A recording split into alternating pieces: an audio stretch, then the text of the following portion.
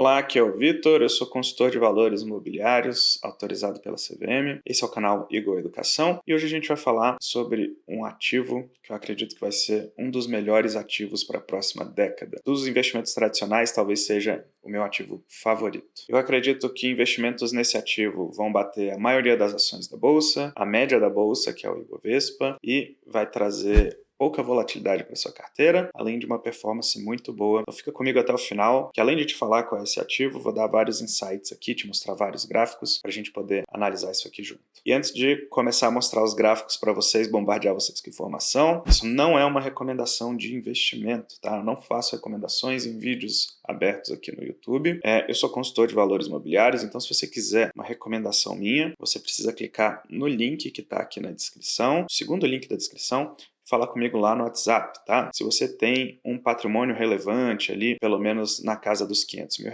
clica nesse link aqui, vem conversar comigo no WhatsApp, que eu te explico os serviços que eu posso te oferecer de consultoria e de mentoria. Bom, e agora vamos para a minha tela para a gente falar sobre esse assunto, tá? Na minha tela agora vocês estão vendo aí o gráfico do nosso querido Ibovespa, que é a média da Bolsa, tá? Eu coloquei esse gráfico aqui com uma década de duração, ou seja, esse é o gráfico do Ibovespa, a performance do Ibovespa ao longo da década, dos últimos 10 anos. Bom, dá para ver que o Ibovespa teve um retorno aí de 93,35% na última década. Para uma década não é um retorno tão impressionante assim e veio também acompanhado de bastante volatilidade, né? Você vê que o Ibovespa é um índice bem volátil, né? Essa foi uma década realmente complicada do ponto de vista econômico, né? A gente praticamente não cresceu, a gente teve aqui momentos muito tensos aqui em 2015 e 2016, uma das piores crises que a gente viu aqui, né, no nosso Brasil. Teve aqui 2020 também, né, aquele grande evento de 2020 que teve aqui. Então, foi uma década cheia de altos e baixos, muito complicada, tá? E no meio aqui a gente teve um rallyzão, né, que saiu de 2016 até 2019, 3 anos de rally muito grandes. Depois também do evento de 2020, a gente teve um rally grande aqui até a metade de 2021 e de lá para cá a gente começou a cair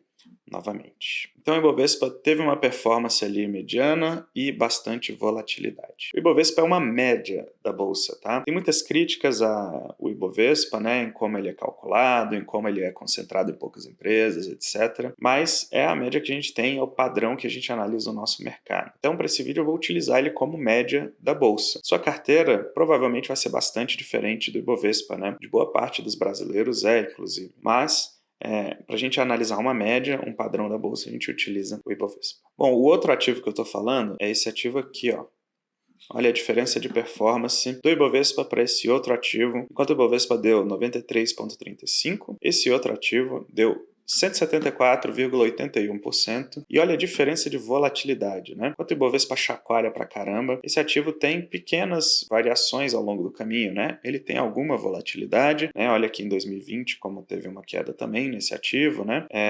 Mas é uma volatilidade bem menor do que o Ibovespa, tá? Então ele sobe muito mais parecido com uma linha reta do que o Ibovespa, né? O Ibovespa sai fazendo altos e baixos aqui, muita volatilidade ao longo do caminho. Bom, nessa janela de 10 anos, esse ativo bateu o Ibovespa com muita folga, quase que dobrou a performance do Ibovespa aí nos últimos 10 anos, tá? Eu peguei várias janelas de 10 anos para trás e esse ativo seguidamente tem batido o Ibovespa, né? Em várias das que eu olhei, praticamente todas que eu olhei, esse ativo batia o Ibovespa, tá? Se a gente for pegar janelas um pouco mais curtas, a gente vai ver que tem os momentos que o Ibovespa bate esse ativo. Por exemplo, se você tivesse comprado exatamente nesse fundo aqui de 2016 até aqui o topo de 2019, a bolsa bateu esse ativo com certa folga. Se você comprou exatamente aqui no fundo de 2020, carregou até a metade de 2021, a bolsa bateu com larga folga esse ativo também. Mas isso acontece, né, historicamente falando, em períodos bem curtos de tempo, né? Esse período aqui foi 3 anos, esse período aqui foi 1 ano e meio, mas se você expande, né, dá um zoom out, olha de fora, de longe, esse ativo costuma bater o Ibovespa. Esse ativo aqui é o IMA B5, tá? O IMA B5 é uma carteira teórica da MIMA que compila títulos atrelados à inflação com vencimento de até 5 anos, ok? Então, essa é a carteira teórica lá do IMA B5, ou seja, é muito parecido com aqueles nossos títulos IPCA+, que a gente vê lá no site do Tesouro. Esse título é muito interessante aqui no Brasil porque a gente tem um histórico de inflação muito forte, né, muito intenso, ao longo de vários anos. Então, esse título ficou muito popular no Brasil porque as pessoas queriam se proteger da inflação. Até hoje ele é um título muito popular. E a inflação no Brasil é um problema que é recorrente, né? Mesmo de vez em quando ela some por um tempo, rapidamente ela volta. Por exemplo, agora a gente está tendo uma inflação bem alta. Se você for olhar um título IPCA+, hoje, ele vai estar pagando ali 5,8, 5,9, dependendo do vencimento que você pegar desses títulos, tá? Ou seja, ele está te pagando IPCA mais 5,8, 5,9, a depender do título que você está olhando. Vamos arredondar para 6 para ficar mais fácil essa conta. E vamos imaginar que a inflação brasileira vai ser em média ali 6%. Tá? Se isso acontecer, o rendimento médio de um título desse vai ser cerca de 12% ao ano, que é um rendimento superior ao rendimento da bolsa no longo prazo. Então, esse ativo IPCA+, ele é um dos meus favoritos aí para se ter numa carteira brasileira de ativos, tá? Porque ele é muito pouco volátil, ele é mais tranquilo, né, de trabalhar, especialmente os de vencimento curto. Os de vencimento longo tem muita volatilidade, mas os de vencimento curto são pouco voláteis, tem um rendimento excelente, especialmente se você está comprando agora, né, e travando essa taxa aí de IPCA mais 5,8, 5,9. Em alguns momentos chega a passar de 6%, então é uma taxa excelente que você vai receber por esse investimento. E além disso, em janelas de 10 anos, bate a bolsa assim com alguma tranquilidade, né? Nesse caso aqui dos últimos 10 anos, quase dobrou a performance da bolsa. Então, tanto na minha carteira quanto nas carteiras em que eu faço recomendações aqui para os meus clientes, para os meus mentorados, tem um peso bem interessante lá de Tesouro IPCA+, tá? Porque é um ativo que eu acho excelente e eu acho que vai ter uma performance ótima nos próximos anos. Isso não quer dizer que você tem que pegar o seu dinheiro todo e botar num único ativo, que seria o Tesouro IPCA+, porque investimento a gente não faz assim, né? Você precisa compor uma carteira. Tá? Em períodos curtos, por exemplo, de 2016 até 2019, foi excelente ter bolsa. A bolsa bateu com folga o IPCA+. Tá? Então a gente não sabe o que vai acontecer no futuro. E por isso a gente tem várias classes de ativos na nossa carteira e vários ativos bons na nossa carteira. Então o IPCA+, é uma boa mistura para a sua carteira, é um bom ingrediente para você adicionar na sua carteira. Mas provavelmente não é a melhor das ideias você pegar todo o seu dinheiro e botar num ativo só, que é um título como esse, IPCA+.